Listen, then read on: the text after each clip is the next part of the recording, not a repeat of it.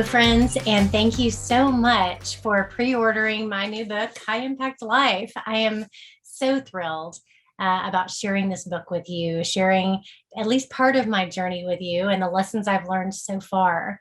In this series, this online masterclass, you're going to get to walk through each of the 10 chapters with me, specifically the questions at the end of the chapter. So I hope that you read the book, or at least read a chapter, and then watch this video and walk through the questions with me. I'm going to share a little bit more insight and maybe give you a little bit more encouragement than you even get in the book. So first of all, I hope you are enjoying the book.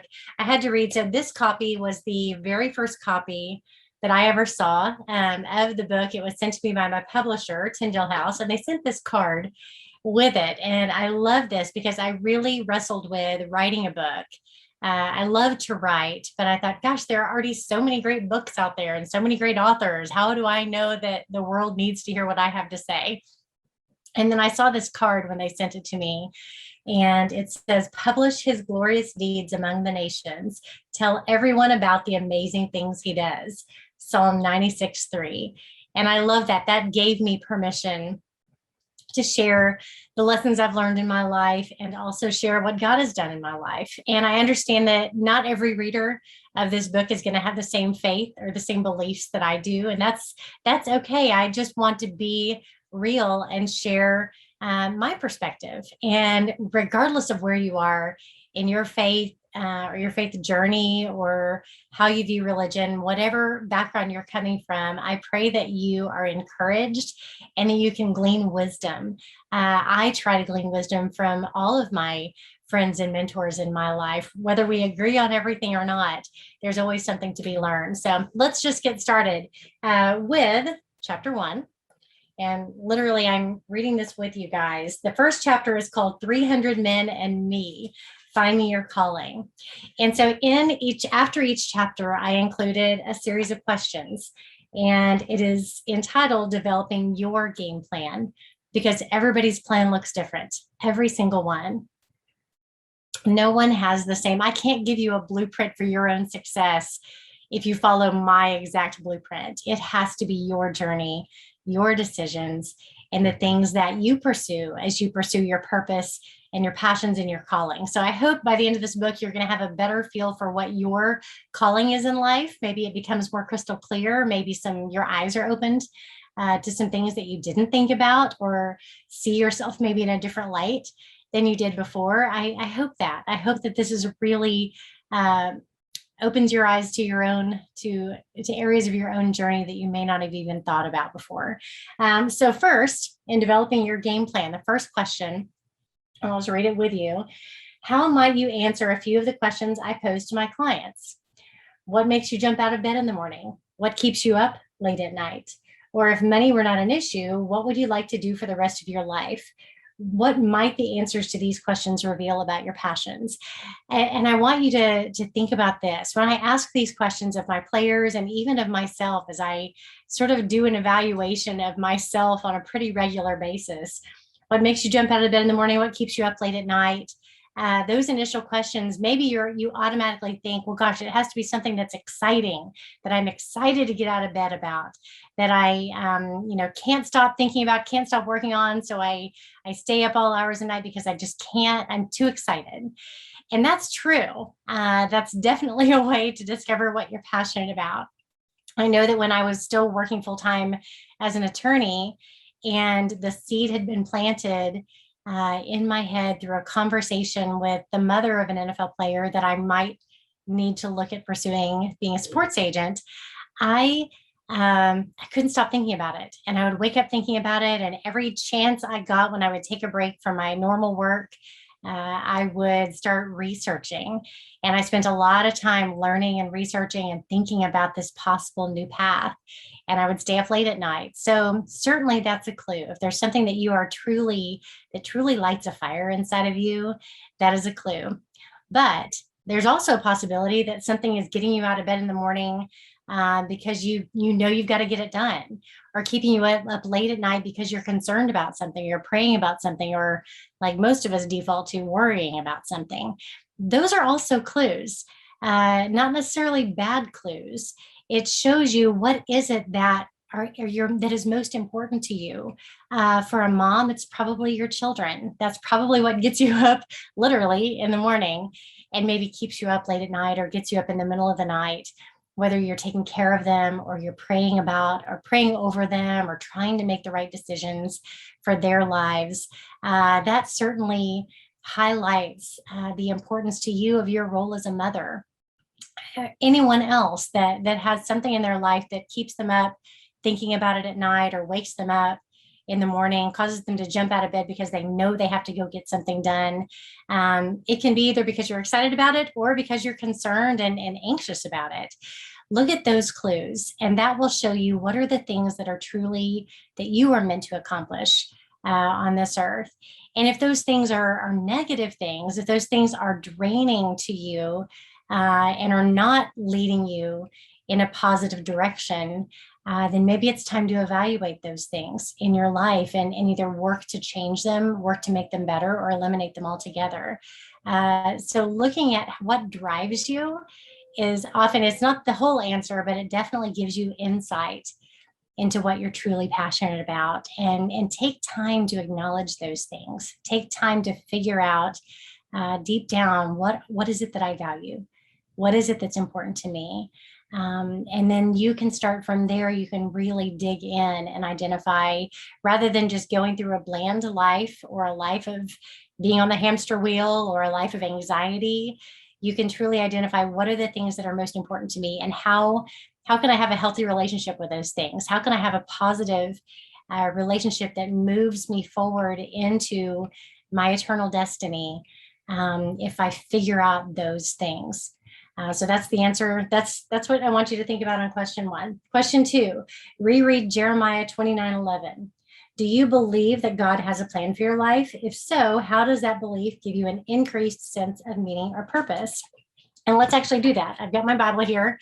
And I will just say this: if you don't have a Bible and you're watching this and you want a Bible, send me a message. Send me a message at kelly@kmmsports.com, Kelly, Kelli @kmmsports.com.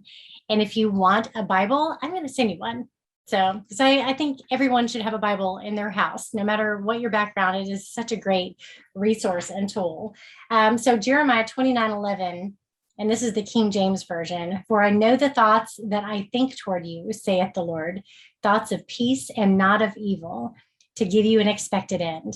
The Amplified says, for I know the thoughts and plans that I have for you, says the Lord, thoughts and plans for welfare and peace and not for evil, to give you hope in your final outcome. I think some of the other translations say that it talks about God's thoughts towards us and that he gives us a hope and a future. First, I want you to think about, really actually think about that. Internalize that thought that the creator of the entire universe thinks about you. He knows your name. He's known you since before you were born. He knows literally the number of hairs on your head. He knows everything about you, all the good, all the bad, all the things you've done, all the things you're going to do. And he loves you endlessly. And he has this great plan for your life.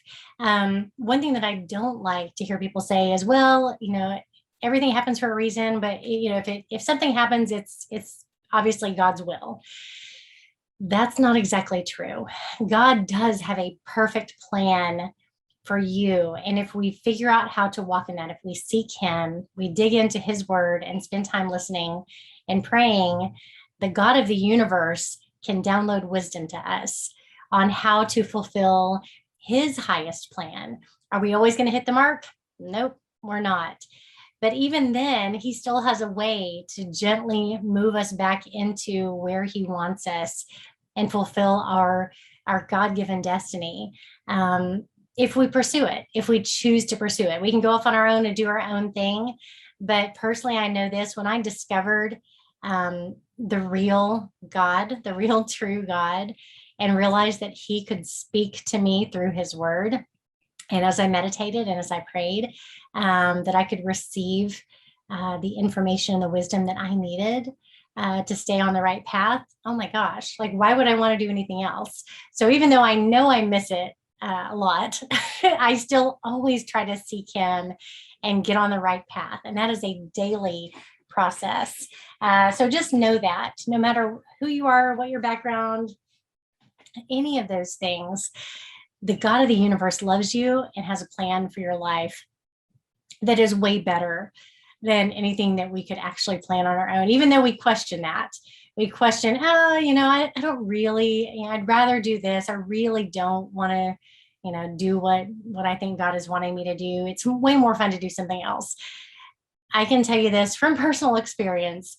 God's plan always is best, even if it doesn't seem like it at the moment. It's a place where you can walk in peace and walk in true fulfillment and even God's divine protection if you stay on His path.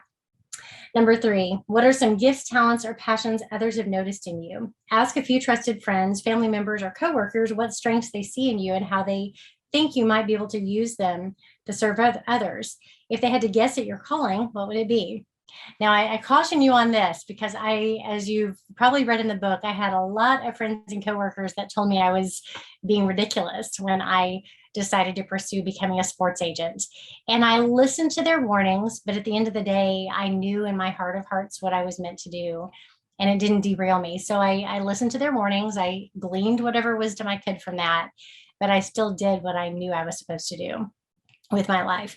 But through my life, there have been people who have pointed out traits in me that I didn't see.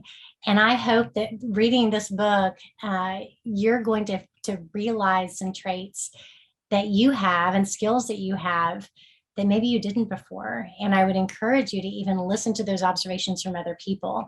I went through a process one time of evaluation. Let's see how we're doing on time here.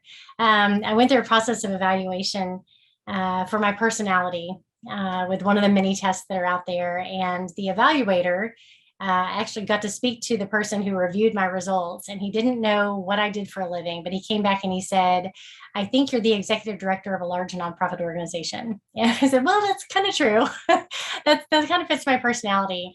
I was also told in high school when I was very, very shy and quiet, I was told by a principal that he saw leadership ability in me. And that was the first time I'd really heard that and taken that in and realized, I don't have to be loud and brash. I don't have to be like other people that I see as leaders. I can be a leader the way I am. So I pray you see those traits in yourself as well. The final question, one key question for all of us is this: who do I want to become? Take a few minutes to consider your answer and jot down the words that come to mind. What one step could you take today toward becoming the person you want to be? And I'll end this particular lesson with this. As we make our to-do list, as we stay busy and our lives fill up with family obligations that we have to do, don't lose sight of who it is that you are becoming. And I really want you to take time, even today, or tonight, or whenever you're listening to this and watching this, start making notes. Who is it that not where you are now, but where are you going? Who ultimately, what person do you want to become? If you're the best version of yourself, what does that mean to you? And what does that look like? And then find ways every day, even if it's something small, to move yourself in the direction of that person. Thank you so much again for going on this journey with me, and I'll talk to you again soon.